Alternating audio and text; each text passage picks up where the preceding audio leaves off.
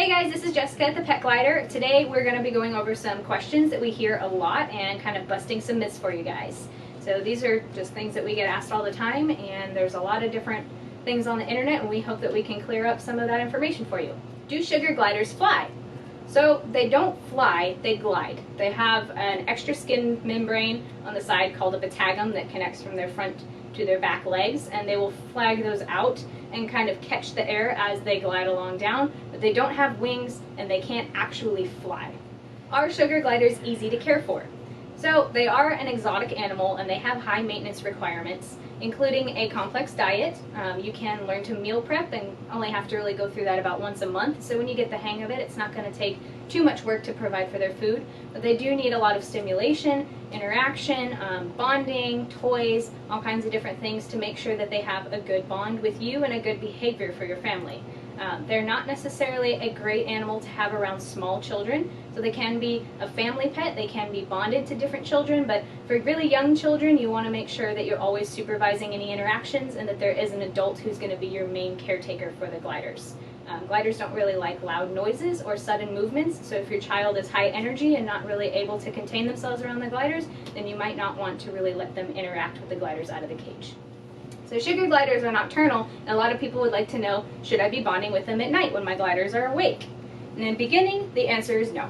So when you first bring home your gliders, they are going to want to play at night, be looking around their cage, getting into their toys, and they don't really know you as part of their family yet. When you're trying to introduce yourself to your gliders, you'll want to do it in the morning when they're in their sleeping pouch, when they're calm and relaxed. You'll take out the pouch and gently expose your gliders, and they'll get to know you that way, versus trying to chase them around and get their attention when they're playing and worried about doing other things. You're kind of disturbing their playtime, and so once they know you, that will be the time that you play with the gliders. But for bonding, that's not the right time to start. Do I really need to get 2 sugar gliders? Can't I just spend all of my time bonding with one so he's not lonely? That's not going to be good enough, really.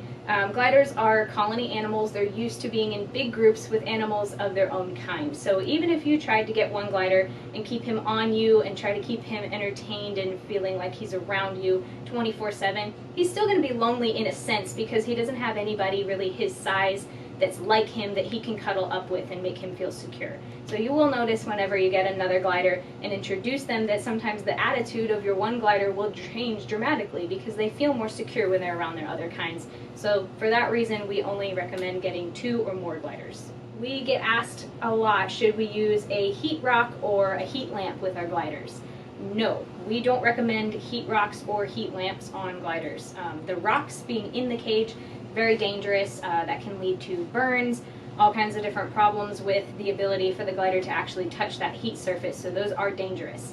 Heat lamps we don't really recommend either. Being close, that can also cause burns. So in the winter time, typical glider range is going to be 70 to 75 degrees. If your house is colder than that, if you don't turn the heat on until that range, what you can do for the gliders is put a space heater kind of a couple of feet away from their cage, so that'll kind of warm up the air in their vicinity without blowing directly burn temperatures straight towards the gliders. You can use a heat lamp as well, as long as it's kind of at a distance where the gliders won't get burned from it. If it's going to emit enough heat to warm up their cage, then that's fine. You just want their ambient temperature to be about 70 to 76 degrees Fahrenheit. Another great thing you can do in the wintertime is make sure that their sleeping pouch is a double-lined sleeping pouch, so that'll add some extra insulation.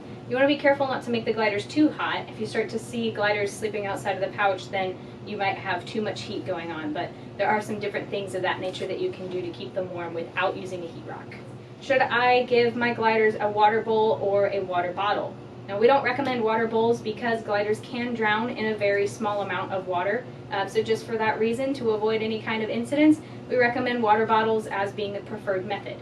You don't really want to use a plastic water bottle. Gliders can chew plastic. Some gliders don't chew, but just to be safe, go ahead and get a glass water bottle. Now, you do want to empty that out every now and then. Don't leave your water getting stagnant for more than a week or 2, but that is going to be the safest way to allow your gliders to have water. Will my glider get along with my dogs, cats, other animals in the home? Yes and no. You can train your glider to be used to your dogs and cats, and once they're kind of bonded to you and they stay up on your shoulder, it would be a more safe environment. But you really need to keep an eye on the other animals as well and make sure that they are okay with the gliders. A lot of animals like dogs and cats will have a prey instinct, and if your dog or cat wants to lunge after your gliders, then you definitely need to put those animals up before you remove your gliders from the cage. Now, if your animals do all get along, your dogs and cats have learned about your gliders and everybody's happy, you still want to make sure that you're always present in the room to monitor these interactions. Make sure that you don't have any accidents. I just bought a pair of Joeys, and I heard that putting them in a small cage would be the best way to start out. That one is not something that we really recommend. Putting the Joeys in a small cage is sometimes said to be better so that you don't have as much of a space to have to chase them around in, and that would make them feel more comfortable. But this isn't really true. The gliders are going to be more comfortable in a bigger cage where they have room to glide and jump around and play at night. And you don't need to worry about chasing them around in that cage because you should never be chasing your gliders. So when you take them out to start your bonding process, you'll do it in the morning when they're in their sleeping pouch, and you can remove them safely. If you're trying to make a smaller cage to keep it easier to grab your gliders, you're going to have a poor bonding experience. So you should probably just go ahead and get your full-size cage from the get-go. Another thing people would like to know is, do I need to take my gliders to the vet often? Gliders are not disease-carrying animals. They don't require any type of annual or regular vaccines like rabies shots. That's not something that the gliders do need to go to the vet for. However, regular vet checks are recommended. Now, when you're looking for a vet to see your gliders, you're going to need to call around some different facilities that advertise that they see exotic animals. Call those places and see if the veterinarian is specializing in sugar gliders. Not every exotic animal vet will be able to help you with gliders, but once you have a good regular vet, you can take them in for some checkups, and you won't need any kind of vaccines or testing or diagnostics unless they want to move forward with some sort of a medical situation. Sometimes people hear about leash and harness availability for other kinds of small animals. They'd like to know, can we use those with gliders? Again, I'm going to say no on that one. You can harness and leash walk some animals like ferrets, but gliders are really small, and that's going to be kind of dangerous to put their little arms through that. They're really high energy, and you don't want them to be twisting around their elbows, chewing on it. That's just not going to be a good situation for a sugar glider. We get asked sometimes if you can potty train your gliders. That one is not really a guarantee. Gliders aren't the animals that will gravitate towards a litter box or really be trained to go to the restroom in a certain area. However, you can work with them behaviorally. You can expect that when you first wake up your gliders, they're going to have to use the restroom just like when you get up in the middle of the night. So you can take that time to walk them over to a garbage can and kind of hold them over and get them used to that process so they know to expect that. But when you have them out and about running around for quite a while, they will have to use the restroom eventually, and they're not really going to know to go to a specific area, so you'll just kind of have to train them a little bit, but it's not going to be a guaranteed thing. Another question we get a lot is, how do I give my glider a bath? So that one, you actually don't need to bathe gliders. They will groom themselves. It's not really good to be submerging them in water and trying to give them a regular bath, so as part of a regular maintenance, they don't need that at all. Now, if your glider is a messy eater and gets into his food, give him some time. He'll probably lick off his fur and be able to handle that himself.